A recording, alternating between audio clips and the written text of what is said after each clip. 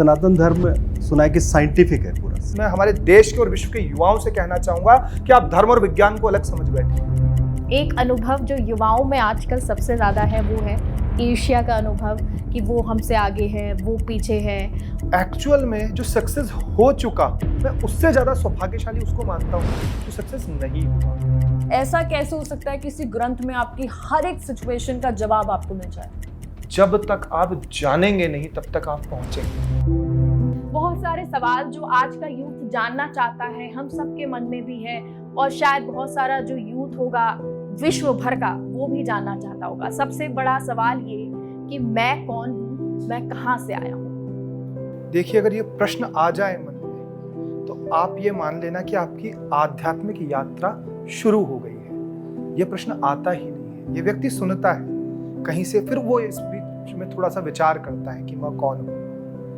हमारा जन्म इसीलिए हुआ है कि हम सेल्फ रियलाइजेशन कर सके, हम स्वयं साक्षात्कार कर सके कि मैं कौन हूँ। अगर मैं अभी बता दूं, आपको ये बात बोल दूं कि वेद कहते हैं कि अहम ब्रह्मास्मि, कि मैं ही ब्रह्म हूं, मैं ही सृजन करता हूं, मैं ही पालन करता हूं, मैं ही संहार करता हूं। वह शक्ति ईश्वर अंश जीव अविनाशी, ईश्वर का ही अंश मैं हूं। तो ये एक और इंफॉर्मेशन मैंने आपके दिमाग में भर दी।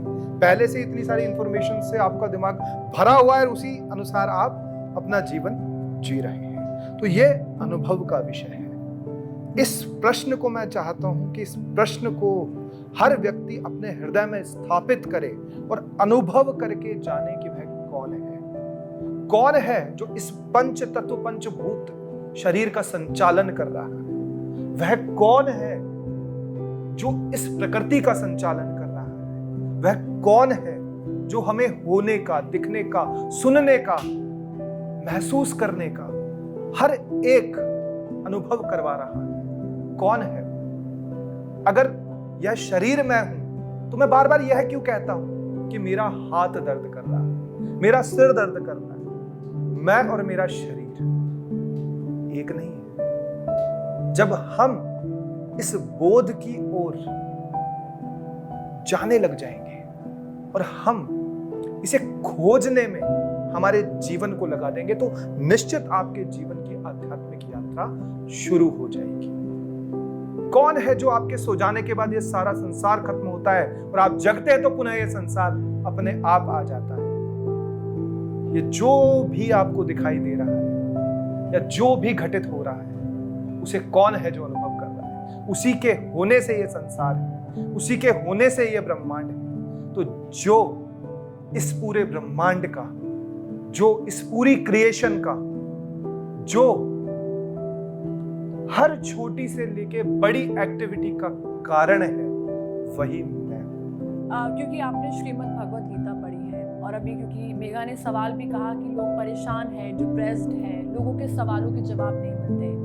ऐसा हमने कई बार YouTube पे सुना है, इंस्टा पर देखा है कि श्रीमद् भगवत गीता को अगर आप खोलते हैं एक मन में प्रश्न लेकर तो सामने आपको जवाब मिलता है। ऐसा कैसे हो सकता है किसी ग्रंथ में आपकी हर एक सिचुएशन का जवाब आपको मिल जाए? देखिए, श्रीमद् भगवत गीता क्या है और इन्हें किन लोगों ने सुना है ना, वो सब हम में मौजूद है। कि धर्म क्षेत्रे कुरुक्षेत्रे समवेतायुत्सवः मामका पांडवाश्चैव किम कुर्वत संजय। तो धर्म शब्द से श्रीमद् भगवत गीता का प्रारंभ होता है। तो जिस कुरुक्षेत्र में युद्ध होने वाला हो उसे धर्म क्षेत्र कहना क्या सही है? धृतराष्ट्र ने बोला कि धर्म क्षेत्रे कुरुक्षेत्र, जहां पर युद्ध होगा, खून बहेगा, लाशें बिछेगी, उस कुरुक्षेत्र को धर्म क्षेत्र क्यों कहा गया? और किन किन ने गीता सुनी? एक अर्जुन ने, एक धृतराष्ट्र ने, एक संजय ने। जो पहला पॉडकास्ट हुआ था धरती का, वो संजय ने किया था, और पहला जो लाइव था वो संजय ने देखा था। तो उसी प्रकार हम सबके भीतर के संजय है, धृतराष्ट्र है, अर्जुन है। अब हम किस तरीके से उस गीता को सुनते और समझते हैं? अगर हम धृतराष्ट्र की तरह सुन रहे हैं तो हमारे अंदर मोह है, पुत्र मोह है। मैं पूरा ज्ञान सुन रहा हूं लेकिन फिर भी मैं विषयों में फंसा हुआ हूं। मैं पूरा सत्य सुन रहा हूं लेकिन उसके बाद भी मेरे मन से वो मलिनता नहीं हट रही। दूसरा, मैं संजय जो सिर्फ सुन रहा हूं और बता रहा हूं। ऐसे बहुत सारे लोग हैं जो सुनते हैं और सिर्फ ज्ञान देते हैं, है ना, अपनाते नहीं। और तीसरा अर्जुन है।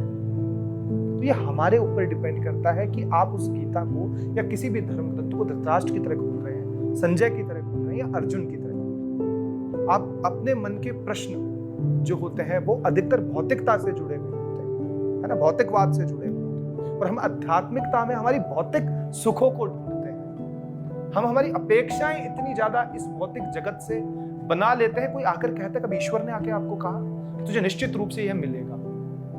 आपने एक नश्वर चीज से आसक्ति की जिसका नाश निश्चित है। आपकी बुद्धि इस बात को जानती है, लेकिन आपकी बुद्धि पे आपके मन का नियंत्रण है।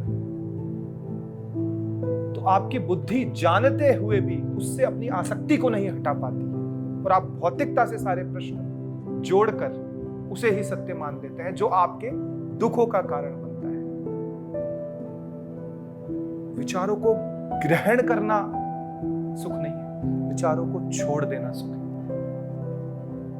जब आप शून्य हो जाएंगे, जब आपके मन से विचार खत्म हो जाएंगे, जब आपकी स्मृतियां खत्म हो जाएंगी, जिस प्रकार से एक बच्चा पैदा होता है और उसे कुछ नहीं पता होता है और वो देख रहा होता है, सुन रहा होता है, तो वो आनंद स्वरूप में होता है। तो इसीलिए इस आत्मा का और ईश्वर का जो स्वभाव है वो चिदानंद है।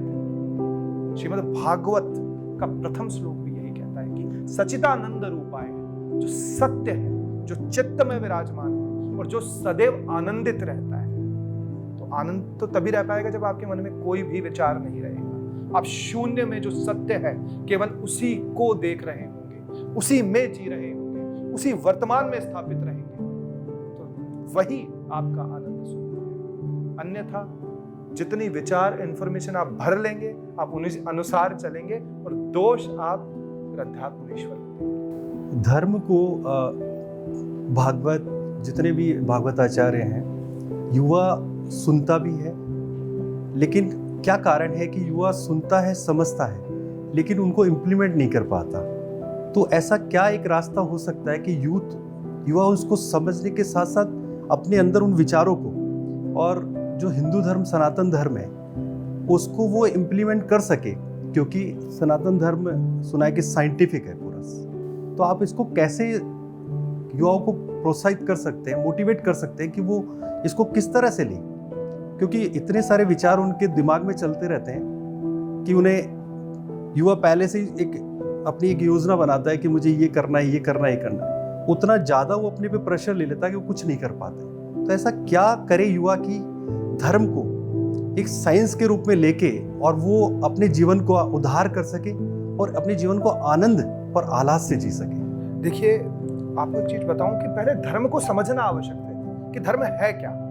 लोगों ने धर्म को केवल व्याख्यान समझ लिया कि अगर धर्म सिर्फ कहना नहीं है, धर्म यत्र धार्यते, जो आपने धारण किया है, धर्म वह जो अपनाया जाए, जो किया जाए, वह धर्म है। सिर्फ सुनकर उस पर विचार कर। दूसरी बात, मैं हमारे देश के और विश्व के युवाओं से कहना चाहूंगा कि आप धर्म और विज्ञान को अलग समझ बैठे। तो आप धर्म और विज्ञान का अलग अलग उदाहरण देने लगे। विज्ञान क्या है और धर्म क्या है? धर्म इस पूरे ब्रह्मांड का मैनुअल है और उसकी प्रक्रिया विज्ञान है। तो हम जो सोच रहे हैं कि जो आज पाश्चात्य संस्कृति के अंदर या वेस्टर्न के अंदर जिस प्रकार से कोई रिसर्च आ रहा है या जो हम ये उपकरण देख रहे हैं, क्या यह विज्ञान है? नहीं। या हमें सुलभ जीवन जीने के लिए हमने कुछ उपकरणों का निर्माण कर दिया, यह विज्ञान नहीं है। विज्ञान वह है जो आज इस प्रकृति का संचालन करता है। विज्ञान वह है जो हमें हमारे जीवन की सत्यता तक लेकर जाता है। ये सिर्फ एक प्रक्रिया है, बहुत सिंपल सी। और आप देखिएगा कि पूरे विश्व के अंदर कोई वैज्ञानिक का मतभेद किस वैज्ञानिक से है, किस विज्ञान का मतभेद किस विज्ञान से है। इसे हम अगर विज्ञान की परिभाषा देते हैं तो हम गलत हैं। धर्म और विज्ञान कभी अलग है ही नहीं। धर्म तत्व है, विज्ञान उसे पाने की, उस पे चलने की पद्धति है कि आप वास्तविकता में प्रैक्टिकल ढंग से, बिना किसी संशय के, बिना किसी गलत विचार के, जब धर्म की राह पर चलेंगे तो आपकी पद्धति विज्ञान है। जो ज्ञान विशुद्ध और प्रामाणिक हो, उस ज्ञान को हम विज्ञान कहते हैं, ना अपितु आज मेडिकल साइंस आप पूरे वेदों में लिखी हुई है।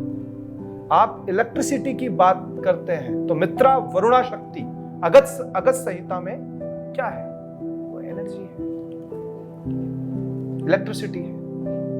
तो धर्म को विज्ञान से अलग मत समझो। और जो नरेंद्र जी आपने कहा कि वो भटक जाते हैं, उसका कारण यह है कि जो इसे बताने वाले आज के प्रचारक हैं, वो इसे बिजनेस के रूप में बना लिया, व्यापार के रूप में बना लिया, उन्हें रूढ़िवादिता में फंसा दिया। जब तक आप जानेंगे नहीं तब तक आप पहुंचेंगे नहीं। तो आप धर्म के भी वाक्यों को, प्रत्येक धर्म का प्रचारक जो है और जो शास्त्रों के प्रचारक है, वो इस बात को कहते हैं कि शास्त्रों में जो लिखा है वही सत्य है। लेकिन शास्त्रों में यह लिखा है कि पूर्णतः शास्त्र को भी आप सत्य मत मानना, क्योंकि शास्त्र किसी का अनुभव है। जो उसे अनुभव हुआ उसने उसे शास्त्रों में लिपिबद्ध किया है। मेरा अनुभव कुछ और हो सकता है, आपका अनुभव कुछ और हो सकता है। तो धर्म और अध्यात्म अनुभव का विषय है। और जो धर्म कर्माधिनेता रहो, तो धर्म के मार्ग पर चलकर जो व्यक्ति कर्म करता है, निश्चित सफलता उसी को मिलती है। लोग कहते हैं कि केवल कर्म करना चाहिए, धर्म तो कुछ है ही नहीं। लोग हिंदू, मुस्लिम और सिख, ईसाई को धर्म समझ बैठे। नहीं, ये तो पंथ है, ये तो मत है, ये धर्म नहीं। धर्म क्या है? धर्म शाश्वत है, धर्म सनातन है, धर्म वही है जो सत्य है। सत्य के सिवा धर्म दूसरा कोई है ही नहीं। और सत्य क्या है? जो वर्तमान में आप अनुभव कर रहे हैं, आपके वर्तमान में ये चल रही श्वास सत्य है, आपके अंदर बैठा वो आत्म तत्व सत्य है। इसीलिए कहते हैं कि आत्मा की आवाज सुनो, लेकिन लोग इसको नकार देते हैं और मन के वश में जो इंफॉर्मेशन इकट्ठी हुई उसके अनुसार अपने जीवन का कर्म करते हैं। आप देखना, आपके मन आपको वही बातें बताएगा जो आप सुनोगे, पढ़ोगे, देखोगे, और आपके अंदर वैसा ही पिक्चराइजेशन होगा और उसे ही आप जीवन का सत्य मान लोगे। क्या सारे विचारों को छोड़कर एक बार जो सत्य अंदर घटित हो रहा है, प्रति क्षण घटित हो रहा है, उसे सुनने का हमने कभी प्रयास किया है? कहां है राम? हमारे भीतर, हमारे द्वारा ही वह सारे काम कर रहा है। हमारी संकल्प शक्ति ही ईश्वर तत्व है, लेकिन हम उसे ढूंढ कहां रहे हैं? बाहर, मंदिरों में, मस्जिदों में, दूसरे के प्रवचन में? जब तक आपको अनुभव नहीं होगा, आप नहीं पहुंचे। बुद्ध को फॉलो करने से बुद्ध नहीं बन जाओगे, कृष्ण को फॉलो करने से कृष्ण नहीं बन जाओगे, महावीर को फॉलो करने से महावीर नहीं बन जाओगे। बुद्ध को अनुभव हुआ तो वो बुद्ध हुए, महावीर को अनुभव हुआ तो वो महावीर हुए। उसमें तुम्हारा क्या? तुमने क्या जाना? लेकिन बस बुद्ध हो गए तो फॉलो करने, नया पंथ बना दिया, बौद्ध पंथ बना दिया। क्या बुद्ध खुद बौद्ध पंथ से थे? क्या महावीर खुद जैन थे? नहीं, क्षत्रिय कुल में उनका जन्म हुआ था। इसीलिए व्यक्ति खुद के अनुभव से स्वयं का निर्माण करता है, अन्यथा जो बातें ढकोसले और जो इंफॉर्मेशन आपको दी जा रही है, आपको सिर्फ खराब किया जा रहा है। आपने अनुभव की बात करी कि अंदर हमें खुद अनुभव करना होता है। एक अनुभव जो युवाओं में आजकल सबसे ज्यादा है वो है ईर्ष्या का अनुभव, कि वो हमसे आगे है, वो पीछे है, और या लड़ाई झगड़ा होना या सफलता के पीछे भागना। ये जो सारी भावनाएं हैं, इन पर कंट्रोल कैसे किया जाए? क्योंकि जब कंट्रोल करेंगे उसी के बाद जो आप कह रहे हैं उस तत्व को हम महसूस कर पाएंगे। देखिए, मिथ्या, वो मिथ्या के पीछे भग रहे हैं, जो झूठ है उसके पीछे भग रहे हैं। वो जिस चीज को सफलता समझ रहे हैं वो सफलता है। एक्चुअल में जो सक्सेस हो चुका, मैं उससे ज्यादा सौभाग्यशाली उसको मानता हूं जो सक्सेस नहीं हुआ। क्योंकि जो सक्सेस नहीं हुआ उसमें उम्मीद है कहीं पहुंचने की, और सक्सेस जो हो चुका वो जान चुका कुछ है ही नहीं, उसकी समाप्त हो चुका, क्योंकि उसने भौतिकता में कामयाबी ढूंढी, वो कामयाब हो चुका, वो कह भी नहीं सकता। उसका मन आज भी शूद्र है, दरिद्र है। लेकिन अगर आप में लालसा है कहीं पहुंचने की और आप पहुंचे नहीं हैं, तो आप उससे ज्यादा भाग्यशाली हैं, क्योंकि आप निरंतर प्रयासरत हैं। तो आपके अंदर मन में यह अनुभव रहेगा कि हाँ, मुझे कुछ मिलेगा, कुछ होगा। तो निरंतर आप आनंद से अपने कार्य को करते रहेंगे। लेकिन जो सो कॉल्ड सक्सेसफुल हो गए, वो जान गए कि कुछ नहीं है, अब क्या धन मेरी पूर्ति कर देगा? क्या सभी धनवान लोग सुखी हैं? क्या सभी ऐश्वर्यवान लोग सुखी हैं? क्या है यश? हमारे दिमाग में एक बिठाई गई एक गलत फहमी बचपन से, तू यशवान हो जा, तू धनवान हो जा। तू क्या मिल गया किसी को? कुछ नहीं मिला। क्या शांति मिली? क्या आनंद मिला? क्या स्वयं को जान पाया? नहीं। धनी होकर भी ईर्ष्या द्वेष अगर तेरे मन में है तो ये कामयाबी नहीं है, इस बात को समझना होगा। कामयाबी यह है कि ये जो विकार है ये नष्ट हो जाए हमारे मन से। मैं जिसे देख रहा हूं अपनत्व से देख रहा हूं, मैं जिसे देख रहा हूं प्रेम से देख रहा हूं। मेरे मन में प्रेम के सिवा कुछ है ही नहीं, मैं आनंद स्वरूप को प्राप्त हो चुका हूं। जब आप सोचिए, सर्वशक्तिमान जो ईश्वर है, जो शक्तिमान है, उसे क्या जरूरत थी ये संसार बनाने की? तो बहुत बड़े महापुरुष ने कहा है कि don't take this materialistic world so serious, it's only a game, let's play it. जिस प्रकार से हम एक खेल के अंदर खेल रहे होते हैं, उस खेल के नियमों में रहते हैं, अदरवाइज फाउल हो जाता है या हम आउट हो जाते हैं। तो बस हम उन नियमों का ध्यान रखते हुए इस खेल को खेलते रहें। इतनी ज्यादा आसक्ति अगर हम इससे रख लेंगे तो हमारे मन और आत्मा का विकार होता रहेगा और निरंतर इस साइकिल में हम फंसे रहेंगे। जन्म मरण, जन्म मरण, जन्म मरण, हम कहीं पहुंच ही नहीं पाएंगे। तो जो आनंदित हो गया, जो आज ही मस्त हो गया कि कर ना सका सजदा तो कोई गम नहीं, मस्ती में झूमना भी इबादत से कम नहीं। तो जो व्यक्ति अपने आनंद स्वरूप को प्राप्त करके निरंतर आनंदित है कि जो मिला वो भी ठीक और जो नहीं मिला वो भी ठीक, उसकी निश्चित जीत होती है और अंत में वही व्यक्ति अपने सत्य स्वरूप परमात्मा को प्राप्त कर पाता है। अन्यथा ये जो जगत है ये आपको दिखाएगा बहुत सारी चकाचौंध, कुछ समय के लिए दिलवा भी देगा, लेकिन ये मन है दोबारा नया कोई टास्क दे देगा और उसे पाने के लिए अगर द्वेष, ईर्ष्या और गलत विकारों का सहारा लेना पड़ेगा तो यह मिथ्या है, ये झूठ है। इस बात को युवाओं को समझना। क्योंकि मन की शांति की बात हम यहाँ कर रहे हैं, तो कई बार ऐसा होता है कि कई लोग मेडिटेशन करते हैं, कुछ लोग साधना करते हैं भगवान को पाने के लिए, कुछ मेडिटेशन करते हैं अपने स्ट्रेस को कम करने के लिए। लेकिन जब भी हम एकांत में बैठते हैं तो उसी वक्त ऐसा होता है कि जब आंखें बंद करते हैं तो 100 विचार, 100 मल्टीप्लाई 1000 विचार, लाख विचार हमारे दिमाग में आते हैं और फिर हम मेडिटेशन नहीं कर पाते, साधना नहीं कर पाते, उस एक शून्य पर फोकस नहीं कर पाते कि आखिर आंखें बंद करके ऐसा क्यों हमें महसूस होता है। कई जन्मों की प्रैक्टिस एकदम से तो छूटेगी नहीं, है ना? तो अब क्या होता है कि हम एक और विचार ही अपने मन में डाल देते हैं कि अरे मेरे विचार तो जा ही नहीं रहे, है ना? तो ये और एक विचार क्रिएट कर लिया। जो घटित हो रहा है उसे शांत देखते रहो, बस जो विचार आ रहे हैं देखते रहो, देखते रहो, देखते रहो, देखते रहो, देखते रहो। एक समय आएगा कि वो विचार आना बंद हो जाएंगे, आपकी प्रैक्टिस हो जाएगी, आपका अभ्यास हो जाएगा। अपने आप कुछ आपको अंदर से सुनाई देने लगेगा, अपने आप बाहर ब्रह्मांड में वही घटित हो रहा है जो आपके अंदर घटित हो रहा है। आपके अंदर सारा यूनिवर्स है, आप उसे देख सकते हो, महसूस कर सकते हो और आपको इस बात का एहसास हो सकता है कि सभी का कारण मैं हूं। आप सोचिए ये कितना बड़ा, जिस दिन आपको यह एहसास हो जाए कि जो भी घटित हो रहा है I am the reason behind that, मैं उसके पीछे का एक कारण हूं, तो आप सोचिए क्या स्थिति हो जाएगी आपकी।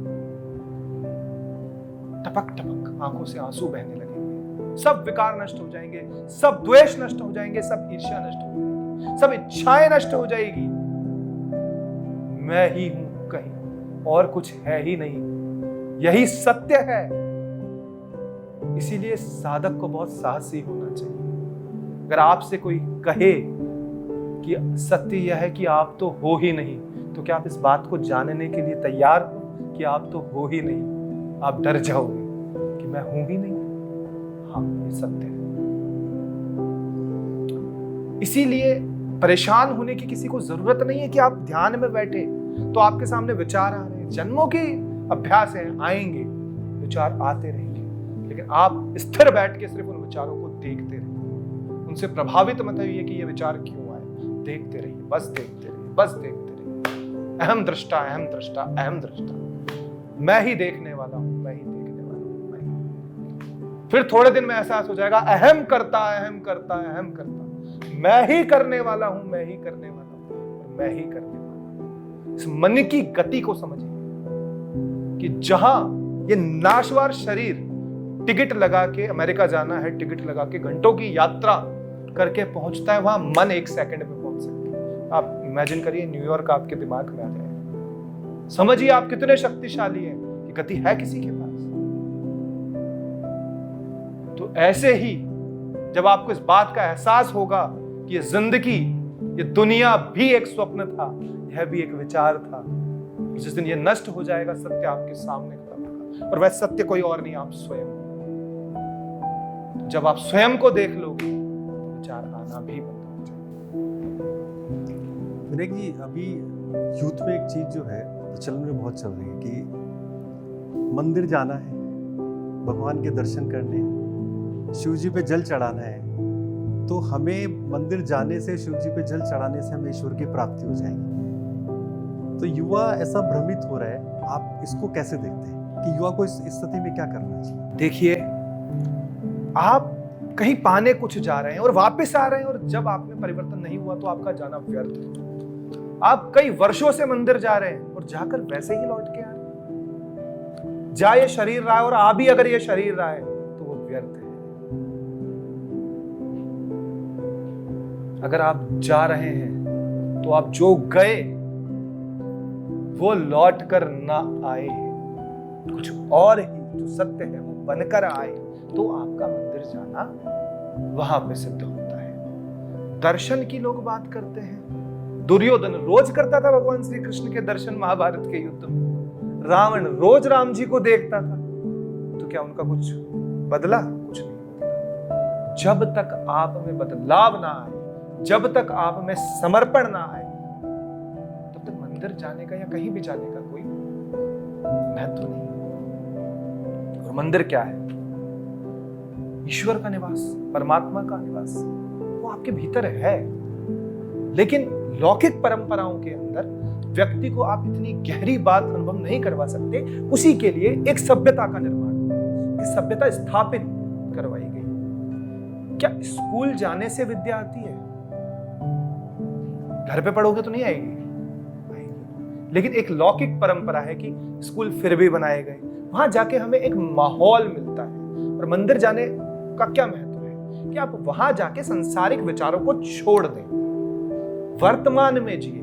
मंदिर क्यों है? वर्तमान में जीना हमें मंदिर सिखाते हैं कि आप मंदिर आए हैं तो आपके भीतर जो विचार है, सांसारिक विचार है, जो भी आप पास्ट और फ्यूचर के अंदर, हमारा दिमाग हमेशा सोचता रहता है या तो पास्ट की घटनाओं को या फ्यूचर की घटनाओं। वर्तमान में हमारा कुछ ध्यान ही नहीं होता। मंदिर भी जाते हैं तो हमारा ध्यान 2 मिनट जाके आंखें बंद कर लेते हैं, जिसे देखना है उसे, तो है ना, उस स्वरूप के आगे तो आंखें बंद कर लेते हैं। हमारी आदत है ये। तुम दर्शन करने हैं उसके आगे तो आंखें बंद कर लेते हो, ठीक है, चलो कोई बात नहीं है, वो आपको देख लेता है इस बहाने कि चलो एक मूर्ख और आया। तो लेकिन फिर दिमाग में क्या चल रहा था? भगवान मेरा ये करा, भगवान मेरा वो करा दे, भगवान मेरा ये हो जाए, भगवान मेरा वो हो जाए। अब उसे ये नहीं पता कि जिस देव की प्राण प्रतिष्ठा उस मूर्ति में हुई है, ऑलरेडी वो हमारे भीतर है। इसीलिए तो कहते हैं कि मनुष्य बड़े भाग मानुष तन पावा, कि बड़े देवता तरसते हैं, देवताओं को दुर्लभ है। देवता भोग योनि है, कर्म योनि केवल मनुष्य है। यही आप कमा सकते हैं, पा सकते हैं, जान सकते हैं। जब इंद्र पर आक्रमण हुआ तो राजा दशरथ को बुलाया, नहीं बुलाया? इसीलिए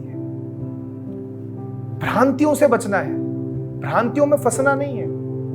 जानो खोजो। हमारे देश का युवा बहुत तार्किक है, बहुत अच्छी बुद्धि वाला है।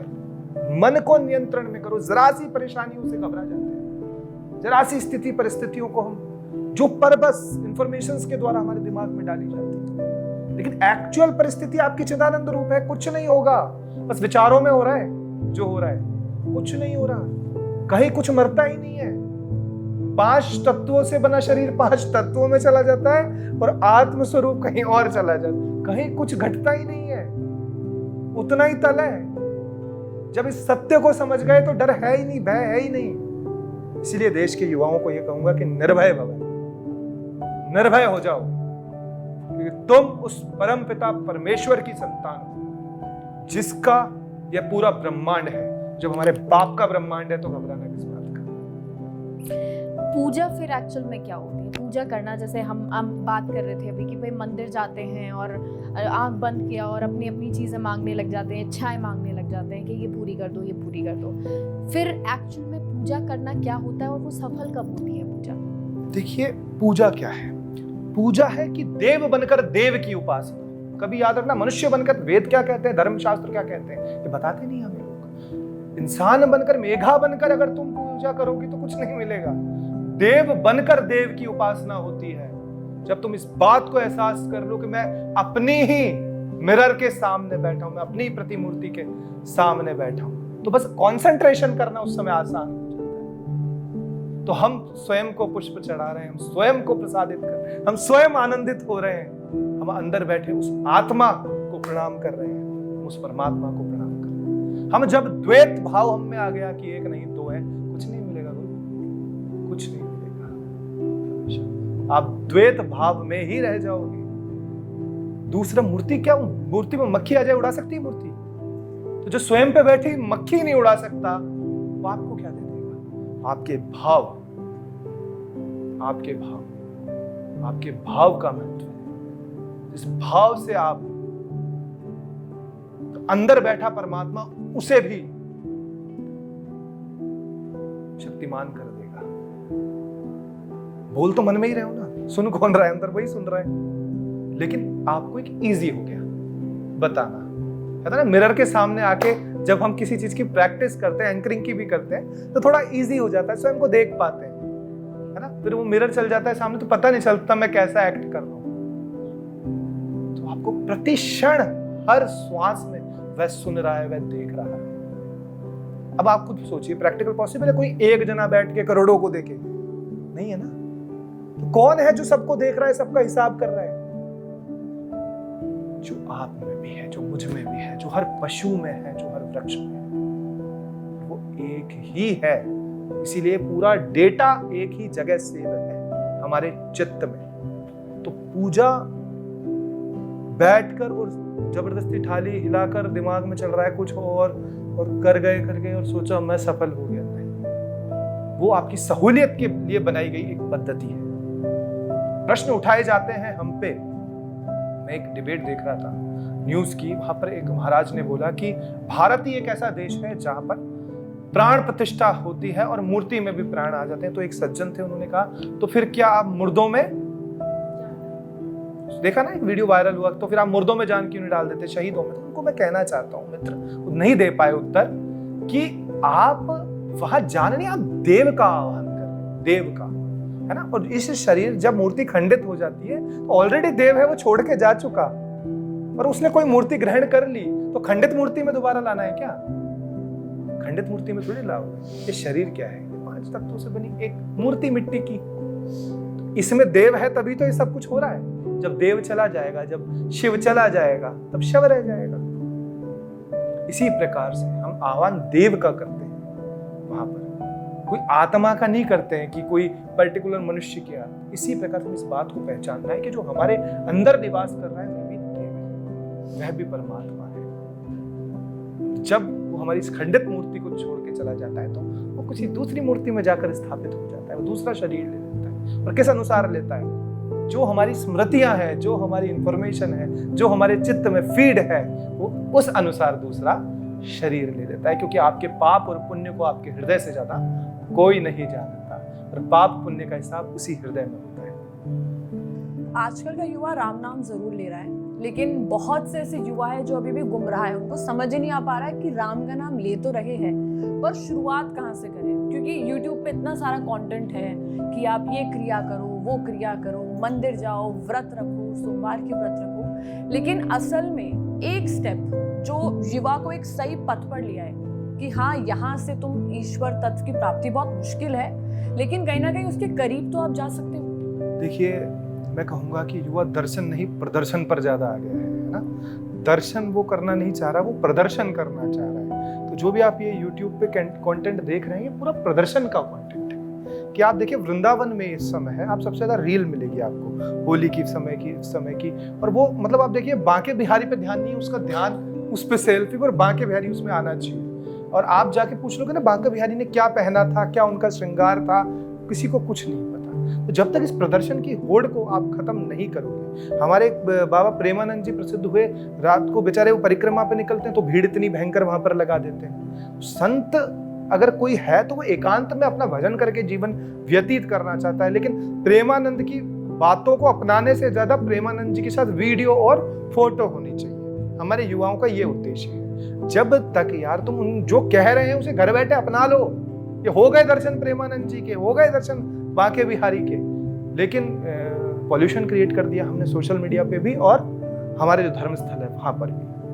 तो हमें जो इन्फॉर्मेशन यहाँ से मिल रही है वो देख के हम फॉलो कर रहे हैं। मैं फिर कह रहा हूँ कि जब तक हम फॉलो करेंगे हम तब तक नेतृत्व नहीं कर पाएंगे। तो इसे फॉलो करने को बंद करना होगा, और एक ही मार्ग है, जब तक मुझे अनुभव नहीं होगा मैं नहीं मानूंगा। खोज को जारी रखेगा विश्वास के साथ। ऐसी बात नहीं कि इसका मतलब ये कि आप गुरुओं की बातों को मानना छोड़ दो, नहीं, आप उससे सुनिए और उस मार्ग पे चलकर अनुभव करने का प्रयास कीजिए, है ना। लोगों ने कहा कि गुरुजी ने कुछ कहा, गुरुजी हुआ ही नहीं कुछ। अरे तूने किया ही नहीं कुछ, होगा ऐसे नहीं। जब तक आप स्वयं उसका अनुभव नहीं करेंगे तब तक आपको कुछ प्राप्त नहीं होगा। विनायक जी, एक चीज और युवाओं में है कि आज मैं कोई गलती करूंगा और कल मैं भगवान से उसकी माफी मांगकर उसका प्रायश्चित करूंगा या पश्चाताप कर लूंगा। तो क्या ऐसा संभव है कि यूथ के दिमाग में एक और ये चलता है कि मैं गलत कर रहा हूँ, फिर मैं उसको सही करने के लिए पश्चाताप कर लूँ? तो वो ये सोचता है कि मेरे कर्मों का जो फल, जो मैंने कर्म गलत किए, ईश्वर की आस्था करके क्या मैं अपने कर्मों को, जो गलत कर्म किए उनको सही कर सकता हूँ, या मैं एक ऐसे लेवल पे आ सकता हूँ कि जो कल मैंने गलत कार्य किए हैं वो धुल जाए? इस बारे में आप क्या? देखिए, पाप और पुण्य क्या है। आपने आज कोई कृत्य किया और आपको इस बात का एहसास हो गया कि वह गलत है, तो उसे आप जीवन में पुनः मत करिए। जब आपकी आत्मा में यह बोध हो गया कि यह कार्य गलत है, तो वह कार्य आपकी स्मृति के अंदर फीड हो गया, यह गलत है, ठीक है, और उसे आप पुनः नहीं दोहराएंगे और समर्पण कर देंगे उसी समय पे, तो आपका वह पाप नष्ट हो गया। लेकिन आपको पता है कि यह चीज गलत है, तो आप सोचो कि कल गंगा जाके धो लूंगा, फिर तो तीसरे दिन आके कर लूंगा, फिर गंगा धो लूंगा, वो और ज्यादा पाप का भागी बन जाएगा। पाप और पुण्य क्या है? आपके जीवन में किए गए कर्मों की स्मृतियां, मेमोरीज। आपने क्या किया? जो भी व्यक्ति करता है उसको निश्चित पता होता है कि उसने गलत किया या सही किया है, उसमें उसके मन में उस बात का एहसास हो जाता है। लेकिन अगर वह व्यक्ति धर्म के विमुख जीवन जी रहा है तो उसका मन उसके आगे इतनी बड़ी परत ले आता है कि उसे गलत करना ही सही लगता है और वो निरंतर उसे करता जाता है। उसकी कोई माफी नहीं है, और उसे दंड कौन देगा? उसी की स्मृतियां, उसी का चित्त, उसी की आत्मा उसे दंड देगी। लेकिन आत्मा में यह बोध आपने कर लिया कि जो मैं कर्म कर रहा हूं ये गलत है,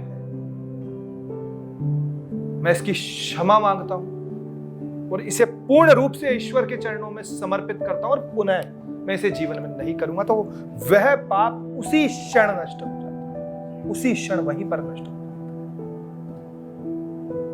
इसीलिए घबराने की जरूरत नहीं है, डरने की जरूरत नहीं है, गिल्ट फील करने की जरूरत नहीं है।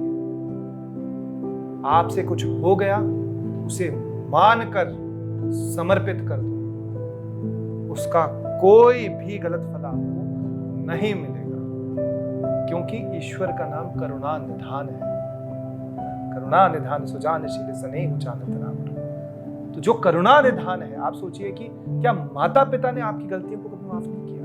कितनी गलतियां हमने की, हमारे माता पिता माफ करते थे। वो तो परम पिता परमेश्वर है, क्या आपको दंड देने के लिए बैठा है? नहीं, हमें डरा दिया गया है, और डराया भी इसलिए कि व्यक्ति चलो करे, लेकिन वो उसी गिल्ट में जीता रहता है पूरी जिंदगी कि मुझसे गलत हो गया, मुझसे गलत हो गया। आपको बोध नहीं था तो कोई कृत्य वो हो गया जो गलत था, आपसे गलत नहीं हुआ,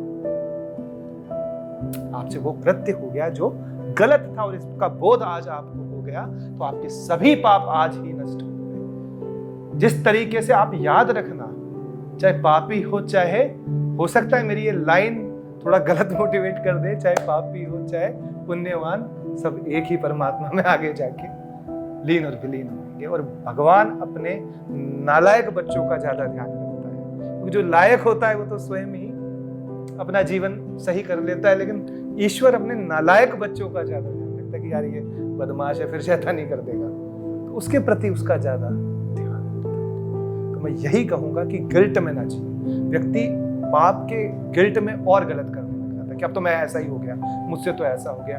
अगर कोई पाप हुआ है, कुछ गलत हुआ है, अपने मन से, अपनी आत्मा से उसे स्मरण करके आज ही उसकी क्षमा मांग और उसे समर्पित कर दो, वह आज ही नष्ट हो जाएगा और नई शुरुआत करो। जो जन्मों में नहीं हो सका वो क्षणों में हो सकता है, इस बात का ध्यान रखना। जो कई जन्मों में नहीं हुआ वो एक क्षण में हो सकता है। बस खेल बोध का है, समर्पण का है, जानने का है कि आनंद स्वरूप जगत है, इसमें कहीं कुछ नरक है ही नहीं। सिक्स्थ सेंस, ये कहते हैं कि भाई मुझ में सिक्स्थ सेंस डेवलप हो गया तो मैंने ये महसूस किया कि ये सही है, ये नहीं है। क्या सिक्स्थ सेंस डेवलप किया जा सकता है और इसे कैसे डेवलप किया जाए?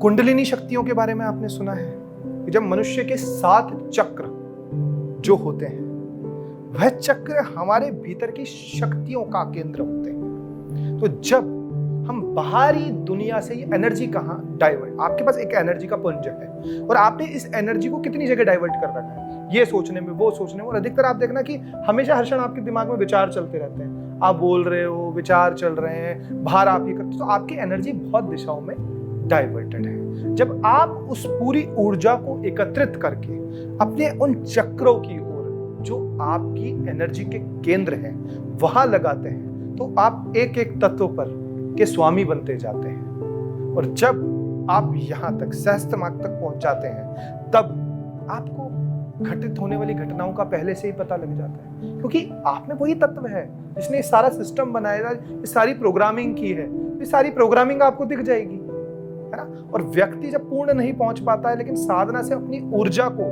थोड़ा बाहर कम केंद्रित करके अंदर की ओर केंद्रित कर लेता है, तो भी उसे आभास होने लग जाता है ना। जल्दी आपकी बुद्धि और आत्मा किसी भी घटना को पकड़ती है और उसका पूरा एनालिसिस करके हम रिजल्ट मन के अंदर निकाल देते हैं कि ये होने वाला है। उसे ही हम सिक्स्थ सेंस करते हैं। और ऐसे न जाने कितने सेंसेस हमारे अंदर है। सिक्स्थ तो बहुत छोटी बात है, 7th 8th 9th 10th हम सारे सेंसेस हमारे अंदर है। आप खुद प्रोग्रामर हो। आप जैसी मैं आज आपको ये बात कह रहा हूं कि आप प्रोग्रामिंग कर लो, आप देखो वैसे रिजल्ट, वैसे प्रोग्राम्स आपकी जिंदगी में होंगे। मन के अंदर वैसे जैसे प्रोग्राम आप चाहते हो, जैसे आप कैरेक्टर्स बना लो लाइफ के अंदर और ऐसी प्रोग्रामिंग कर लो, वही आपके जीवन में घटित होगा। स्वयं के निर्माता हम स्वयं और कोई नहीं। इसीलिए और ये होता है सिक्स सेंस वगैरह, इसको हम जादू टोना मैजिक इससे जोड़ कर देखते हैं। बहुत सामान्य है, ये विज्ञान है हमारा, लेकिन हमें ये दुर्लभ हो गया और इन विद्याओं से, उन शिक्षाओं से दूर कर दिया, तो हमें अब ये बहुत बड़ी चीज लगने लगी। जबकि आम भाषा के अंदर पहले जो हमारा दिमाग मोबाइल बना सकता है, तो क्या वो दिमाग बिना मोबाइल के बात नहीं कर सकता? टेलीपैथी पहले हुआ करती थी। जो दिमाग आज विमान बना सकता है, तो क्या वह बिना विमान के एक जगह से दूसरी जगह पे नहीं जा सकता? तो ऐसे ही अष्ट सिद्धि और नवनिधि का वर्णन हमारे शास्त्रों के अंदर है, हमारे सनातन के अंदर है। इन्हें सिद्ध किया जा सकता है, इन्हें पाया जा सकता है। उसके बाद व्यक्ति के लिए सारी दुर्लभ चीजें बहुत सुलभ हो जाती हैं। मृत्यु एक ऐसा शब्द है जिससे हम सब भयभीत महसूस करते हैं, और जब हम देखते हैं किसी की मृत्यु अपनी सामने होते हुए, तो हमें भी लगता है कि ना जाने कब ऐसा कुछ हो जाए। आजकल लोगों को हार्ट अटैक्स आ रहे हैं या किसी भी बीमारी से लोग मर रहे हैं। ये मृत्यु शब्द की परिभाषा सबसे पहले क्या है और इससे भयभीत ना महसूस करें, इसको लेकर क्या कुछ आप कहेंगे? देखिए, इससे भयभीत होना हमारी मूर्खता की पराकाष्ठा है, जो हमें इस बात का एहसास कराती कि हम कितने बड़े मूर्ख हैं। सबसे बड़ा सत्य क्या है इसके सिवा? इसकी मैं गारंटी ले सकता हूं आएगी, और किसी बात की मैं लाइफ में गारंटी ले सकता हूं। जिस चीज की 100% गारंटी, हम उससे डर रहे हैं। जो नित्य है, जो सत्य है, हम उससे डर रहे हैं। क्यों? क्योंकि हम आसक्त हो चुके हैं। मैंने कहा ना कि हम अज्ञानी, हमें अबोध है। हम मृत्यु को अंत समझ रहे हैं, नहीं, हम अनंत हैं। जब हम इस बात को समझ जाएंगे कि हम सनातन हैं, हम उस अनंत की यात्रा पे चल रहे हैं, मृत्यु कुछ है ही नहीं, मृत्यु अंत है ही नहीं। क्या कपड़े बदलने में डर लगता है? मृत्यु में कैसा डर? जब आपको अपनी ड्रेस चेंज करने में डर नहीं लगता, तो जो आप हो आत्मा, वो इस शरीर को छोड़ के दूसरा शरीर अपना लेती है, वो कभी भी नष्ट नहीं होती। Energy can neither be created and nor be destroyed. Science भी कहती है ना, यूथ साइंस समझता है, तो साइंस भी यही कह रही है। इसीलिए नैनम छिंदति शस्त्राणि नैनम दहति पावक है। ना शास्त्र मार सकते हैं, ना अग्नि जला सकती है। इसीलिए जो सत्य है, जो निष्ठ है, वह आत्मा आप हो। ये शरीर तो आपके कपड़े हैं, तो चेंज होते रहेंगे। तो कपड़े चेंज करने में कैसा डर? और जो निश्चित है उस चीज से हम डर रहे हैं, तो हम कितने बड़े मूर्ख हैं। इसलिए डरने की कोई जरूरत नहीं। मृत्यु बहुत खूबसूरत है ना? हमें हमारे सामने पेश ऐसे कर दिया जाता है ना? देखो, कोई गिला शिकवा नहीं होता जिसकी हो जाती होती है, वो उठकर कुछ कहता भी नहीं, जला दो तो कुछ नहीं कहता। यहाँ एक शब्द किसी को कह दो तो प्राण लेने को आ जाता है ना? आप देखिए, जब मृत्यु जिसकी हो जाती है, उसे आप कितना ही भला बुरा करो, कुछ नहीं कहेगा, वो एकदम स्वरूप में आ जाएगा। क्योंकि आपने शरीर को से ही रिश्ता मान लिया। ये आपके शरीर के रिश्ते हैं, ये जन्म, जो रिश्ते, ये सब आपके शरीर के हैं। आत्मा का किसी से कोई रिश्ता नहीं है। आत्मा जानती नहीं, ना माता पिता को, ना भाई बहन को, किसी को नहीं जानती। आत्मा केवल परमात्मा को जानती है।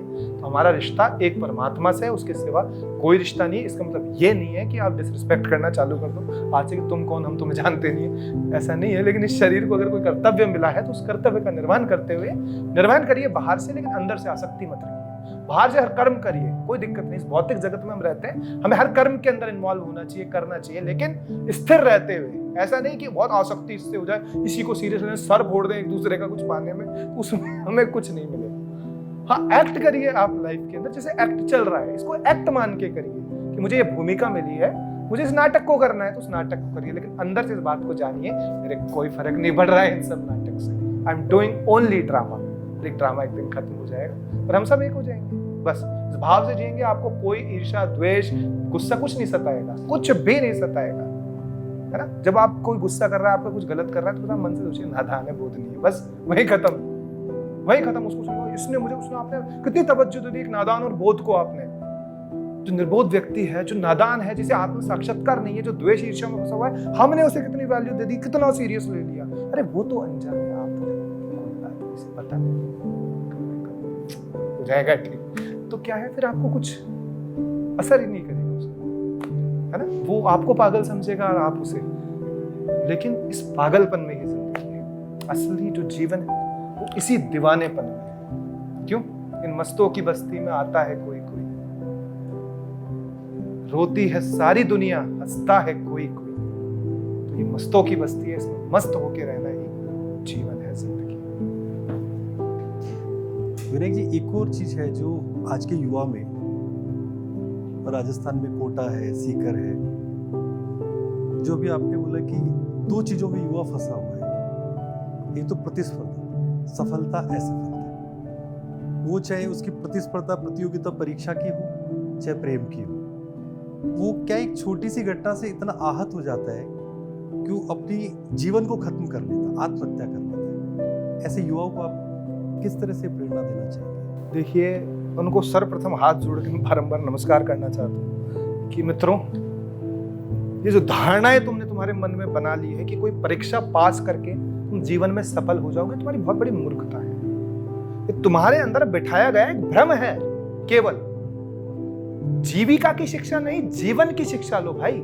जो तुम कर रहे हो, जो परीक्षा तुम्हें जीविका दे सकती है, जीवन नहीं दे सकती। जीविका जिसने चोंच दी है, वो दाना निश्चित देगा। आपकी जीविका चलेगी, निश्चित चलेगी। तो प्रतिस्पर्धा मत करो, अपना कर्म करो। कर्मण्यवाधिकारस्ते मा फलेषु कदाचन। गीता के चैप्टर होने चाहिए जो बताए कि तुम अपना कर्म करो, फल की इच्छा मत करो। तुम फल की इच्छा करोगे तो फल के बहुत सारे क्राइटेरिया हैं। तो फल ना मिलने से जो तुम्हें बड़े भाग मानुष्टन पाना, जो बड़े भाग्य से मनुष्य मिला उसको तुम खत्म कर देते हो। प्रेम की बात तुम करते हो, प्रेम अफेयर्स है ना, जिसे हम, जो अपने आप में एक चक्कर है, इस चक्कर से ही तो छूटना है, इस चक्कर में फंसना प्रेम नहीं। प्रेम की परिभाषा क्या है? प्रेम त्याग है, प्रेम समर्पण है। भौतिक रूप से मिलना जिसने प्रेम मान लिया वो प्रेम का सबसे बड़ा विरोधी है। प्रेम आनंद स्वरूप है और प्रेम कभी भी नाशवान से हो ही नहीं सकता, क्योंकि उसका नाश तो निश्चित है। तो कैसे एक मनुष्य से प्रेम करके तुम रोते हो और इनसे करोगे तो रोगे? यह निश्चित है। मनुष्य से प्रेम करोगे तो रोगे, ये सत्य है। प्रेम जब तक भाव से नहीं होगा, प्रेम जब तक परमात्मा से नहीं होगा, प्रेम जब तक नित्य से नहीं होगा, प्रेम जब तक सत्य से नहीं होगा, वह प्रेम आपके दुख का कारण बनेगा। प्रेम तो सृजन करता है, प्रेम कभी नष्ट नहीं करता। हमारी बुद्धि भ्रष्ट हो गई, I am fall in love. अरे ऑलवेज रेज इन लव यार, डोंट फॉल इन लव। जब गिरी गए प्यार में तो वो क्या प्यार? जो प्यार वो है, प्रेम है जो आपको उठा दे, जो आपके जीवन को सशक्त कर दे, जब आप मनुष्य मानव हो, ये एहसास करा दे, वो प्रेम होता है। लेकिन हमारे युवा फॉल इन लव में है, नॉट रेज इन लव है। तो always rise in love, not fall in love. इस बात को हम समझ जाएंगे। हाँ, कर्म की बात कर रहे थे हम भी थोड़ी देर पहले कि भाई जो कर्म होते हैं आप प्रायश्चित कर लीजिए, मन में भाव लाइए। जो हमारे प्रारब्ध कर्म है, जो पिछले कर्म है, क्या उनको हमें भुगतना पड़ेगा? और क्या हमारे अगर गुरु हैं या हम साधना करते हैं तो क्या हम उन कर्मों के पापों से बच सकते हैं, या जो हमें फल मिलना है क्या वो फल हमको मिलेगा, डबल मिल सकता है? सब देखिए, प्रारब्ध कौन भोगता है? आप देखना कि जो पशु आप देख रहे हैं ना, ये सब वही थे जो मनुष्य जीवन में फंस गए, जो जिन्हों प्रायश्चित नहीं कर पाए। तो प्रारब्धवश अगर मनुष्य जीवन आपको मिला है तो ये याद रखिए आपके प्रारब्ध नष्ट थे, आपको पुनः कमाने का मौका दिया गया है। लेकिन आपका चेतना का स्तर क्या था उस समय, उस स्तर के अनुसार आपको जीवन मिल गया, परिवार मिल गया, घर मिल गया, स्थिति मिल गई। इसीलिए अगर मनुष्य जीवन आपको मिल रहा है तो ये निश्चित रूप से आपके प्रारब्धों को समाप्त करने के लिए ही मिला है, आपके कर्मों को समाप्त करने के लिए मिला है। तो मनुष्य जीवन में आकर ये प्रश्न तो सोचना ही नहीं है कि क्या हम कर सकते हैं। निश्चित हम कर सकते हैं, और इसीलिए ही तो हमें जन्म मिला है। ये तो क्या जरूरत थी आपको ये चेतना देने की उस परमात्मा को? आपको पशु भी तो बना सकता था, आपको वृक्ष भी तो बना सकता था, अगर आपको प्रारब्ध ही भुगवाने थे तो। लेकिन जिसे थक हार जाए वो कि तू जा यार, पशु बन, तू भोग कर, या तू मानेगा नहीं। क्योंकि यहां आते हैं तब तक आत्मस्वरूप को जानकारी होती है कि मुझे अपने कर्मों को नष्ट करना है, लेकिन जैसे ही माया के टच में आता है वैसे ही फिर वही नाटक शुरू, वही लगाव, वही आसक्ति, वही सब कुछ, वही पाप करना, वही बुरा करना, वही द्वेष करना, वही ईर्ष्या करना, इसी में फंस जाता है, इसी को सब कुछ मानकर जीवन जीने लगता है। तो जब आप मनुष्य हो तो पशुव्रत जीवन क्यों? तो मन से पशु क्यों है? हमें मन का पशुत्व त्यागना पड़ेगा। उसका ये कारण है, लोग कहते हैं यूनियन नहीं होती, ये पशुओं की तरह जी रहे। देखो, प्रैक्टिस है कई वर्षों की, ये सिद्ध करता है कि हम पशु थे। देखना आप, हर जानवरों के लक्षण मनुष्यों में मिलेंगे ना, तो इसका मतलब हम थे, तो वो कई जन्मों से ट्रैवल करके हमारे अंदर आ रहा है पशुत्व। प्रैक्टिस है हमारी, वो अनुभव है हमारा, इसीलिए हम मनुष्य शरीर में उच्च चेतना मिली, जहां हम पहचान सकते हैं स्वयं के सत्य स्वरूप को, ब्रह्मांड के दर्शन कर सकते हैं, फिर उस कर्ता में जाके विलीन हो सकते हैं। लेकिन नहीं, हमारी आसक्ति कहाँ है? इंद्रियों तक। हम इंद्रियों के वो भोग और सुख देने के लिए केवल इस पूरे जीवन को नष्ट और व्यतीत कर देते हैं। करिए, सब कर्म करिए, सक्सेस को पाइए। मैं ये नहीं कहता कि अच्छे घर बनाइए, लेकिन अपने आत्मस्वरूप को जानते हुए। कीचड़ में ही कमल खिलता है ना, उसी स्थान पर खिलता है। लेकिन भगवान के कमल चढ़ता है, कीचड़ थोड़ी चढ़ता है। इसी प्रकार इस विकार की सृष्टि के अंदर रहिए, खिलिए, लेकिन निर्विकार होकर, तब आप भगवान को समर्पित हो जाओगे, ये तो कीचड़ बनकर रह जाएंगे। इस बात को हमें समझना है। इस पूरे संसार में, इस पूरी दुनिया में सबका बहुत अलग अलग कर्तव्य होता है। जैसे जो संत महात्मा होते हैं वो लोगों को भाषण देते हैं, पुजारी होते हैं वो पूजा करते हैं, यूथ है वो अलग अपना कर्म कर रहा है।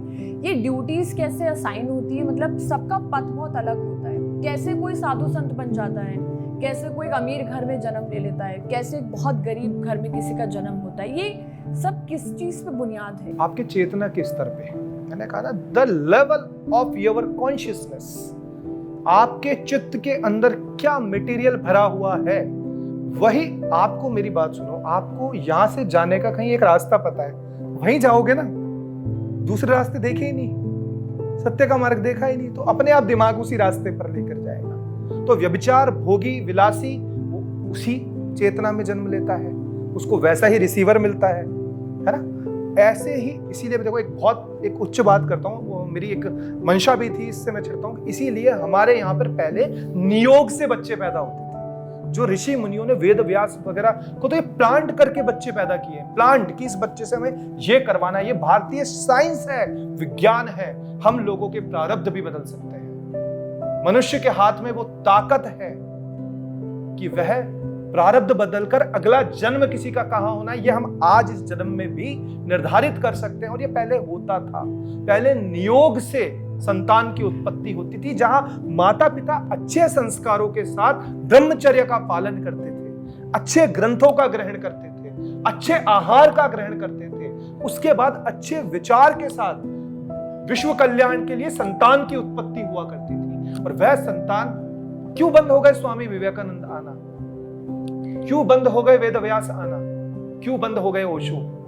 क्यों? क्योंकि अब वो गर्भ नहीं है, वो ऊर्जा नहीं है, वो नियोग शक्ति नहीं है। इसीलिए आज यह स्थिति है कि हम खुद माता पिता किस प्रकार का आचरण कर रहे हैं, कैसा व्यभिचार कर रहे हैं। तो आपकी स्मरण, आपकी चित्त किन विषयों में फंसा हुआ है, वैसा ही कोई आत्मा कहीं से छूटेगी तो आपके गर्भ को पकड़ेगी। अगर पुण्य आत्माओं को पुनः धरती पर बुलाना चाहते हो, तो मैं कहता हूं आज फिर महावीर आएंगे, आज फिर बुद्ध आएंगे, आज फिर ओशो आएंगे, आज फिर स्वामी विवेकानंद आएंगे। लेकिन क्या हम उन्हें ग्रहण करने के लिए तैयार हैं?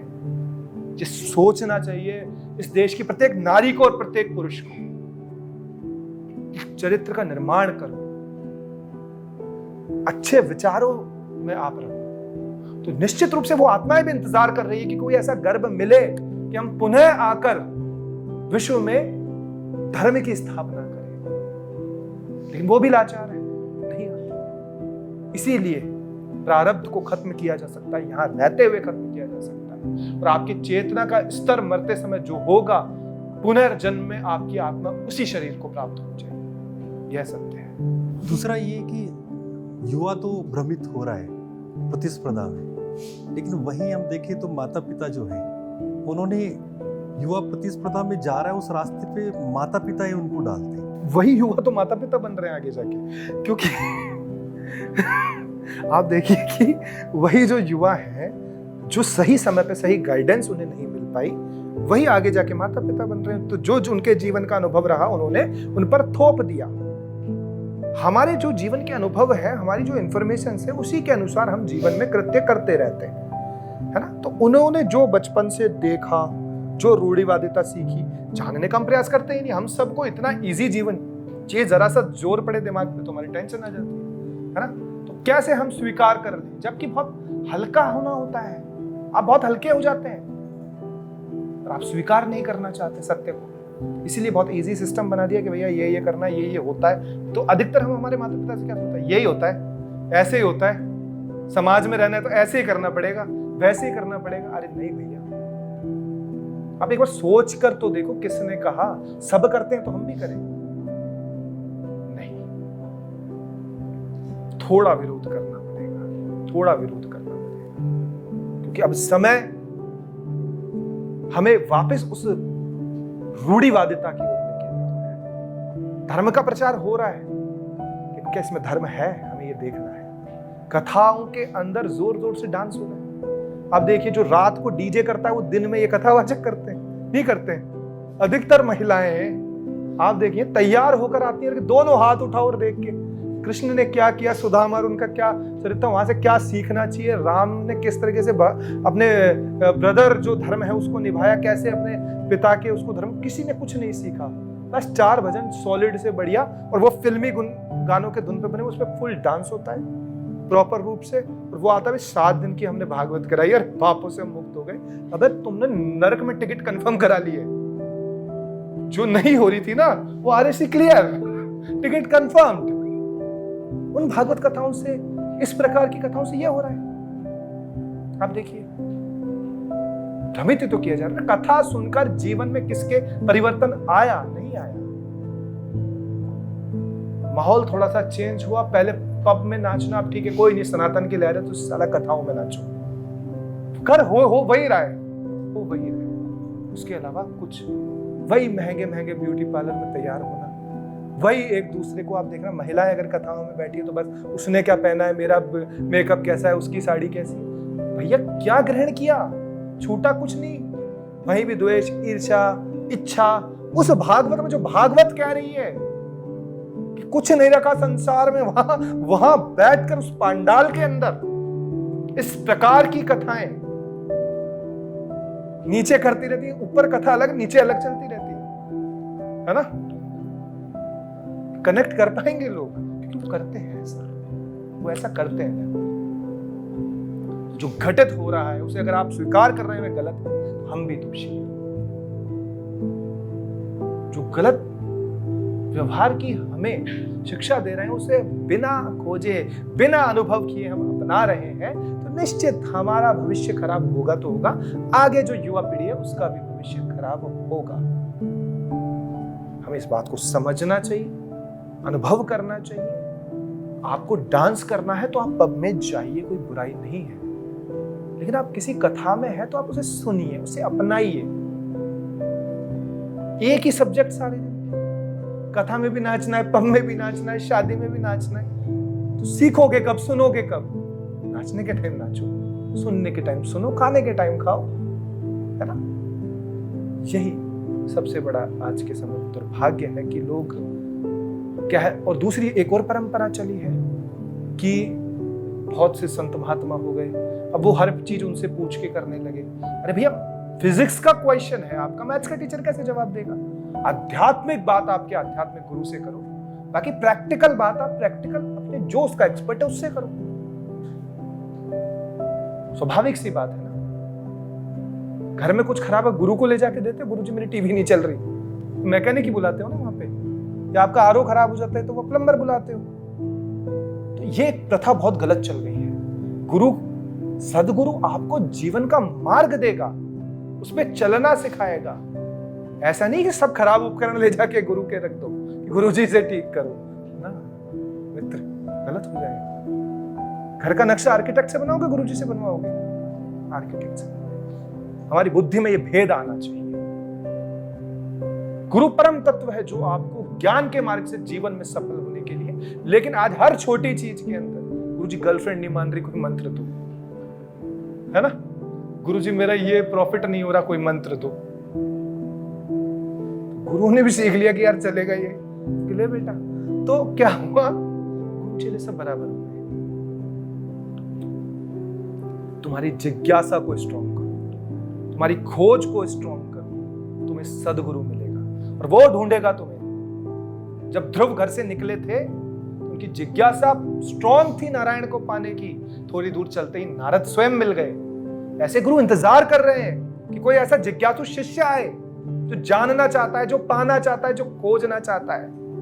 लॉटरी के नंबर पूछने गुरुओं के पास जाओगे तो सत्यानाश होगा निश्चित रूप से।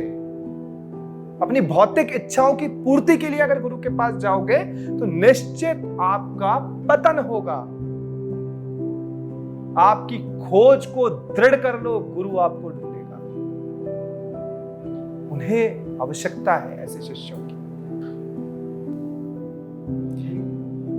अच्छा, एक सवाल जो आज के युवा में तो शायद खास तौर पर मन में होगा कि भाई शिव जी की पूजा करें कि नारायण की पूजा करें, भगवान कृष्ण की पूजा करें कि राम की पूजा करें, कौन हमारे इष्ट है, कौन किससे, अगर हर दर दर जाएंगे तो बात नहीं बनेगी। लेकिन क्या एक इष्ट हो, वो इष्ट कैसे मिलेगा और कैसे, कौन से भगवान की किससे पूजा करनी होगी?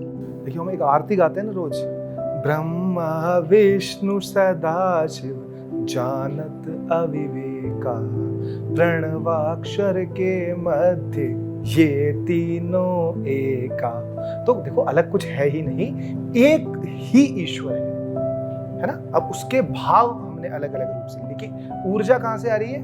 पावर हाउस से। लेकिन वो एसी में आ रही है तो मुझे हवा दे रही है, टीवी में आ रही है तो वीडियो दिखा रही है ना।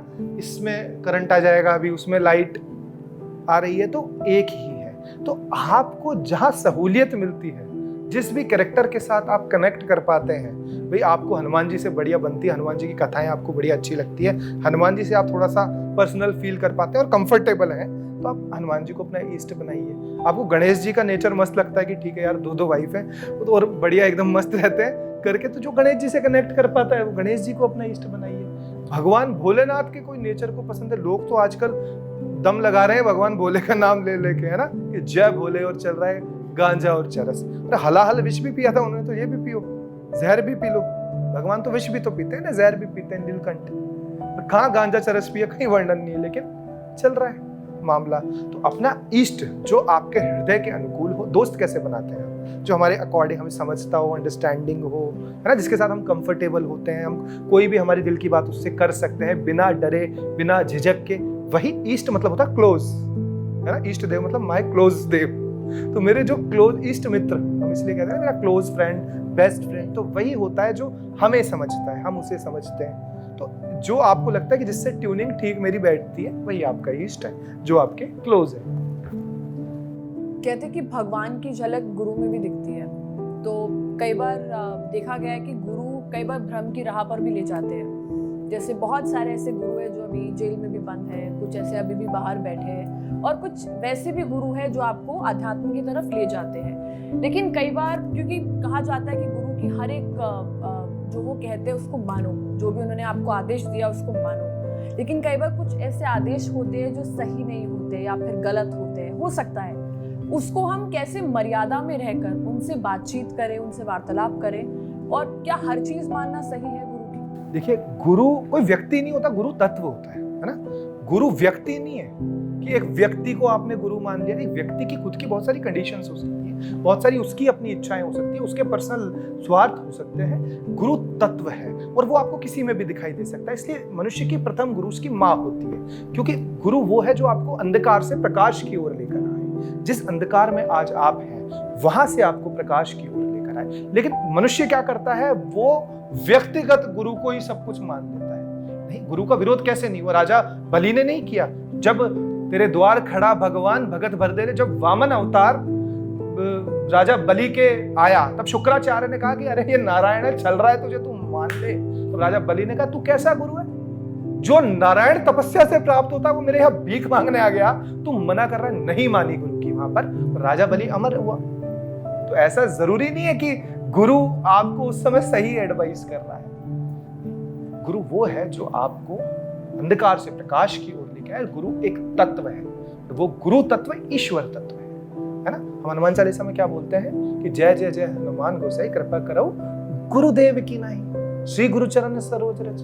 तो कृपा गुरु की तरह आप उस ईश्वर से मानिए, तो वह गुरु तत्व किसी में भी आप आकर आपको ज्ञान दे देगा। भगवान शिव को भी आदि गुरु कहा जाता है ना, कि वंदे बोधमयम नित्यम गुरुम शंकर रूपिणम यमाश्रितो हि वक्रोपि चंद्र सर्वत्र वंदते।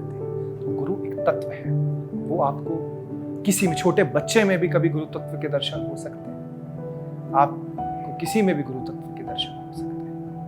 तो जरूरी नहीं है कि आप, इस भ्रम से भी हमें बचना चाहिए। बहुत बड़ा भ्रम है कि आप व्यक्तिगत गुरु को ही गुरु मान लेते हैं सब कुछ। तो देखिए, व्यक्तिगत जो मनुष्य होता है उसकी बहुत सारी कंडीशंस होती हैं, उसके बहुत सारे स्वार्थ होते हैं, उसकी बहुत सारी, वो उस अनुसार भी व्यक्ति को चला देता है। एक बात याद रखना, गुरु वही है जो आपको गुरु बनाए, ना कि शिष्य बनाए। जिसने शिष्य बना लिया वो गुरु है ही नहीं। कपड़े के फैक्ट्री में क्या बनता है? कपड़ा ही बनता है ना। तो गुरु की फैक्ट्री में हमेशा गुरु ही बनता है। गुरु वही है जो आपको भी गुरु बाकी तो सभी गुरु हैं संसार में।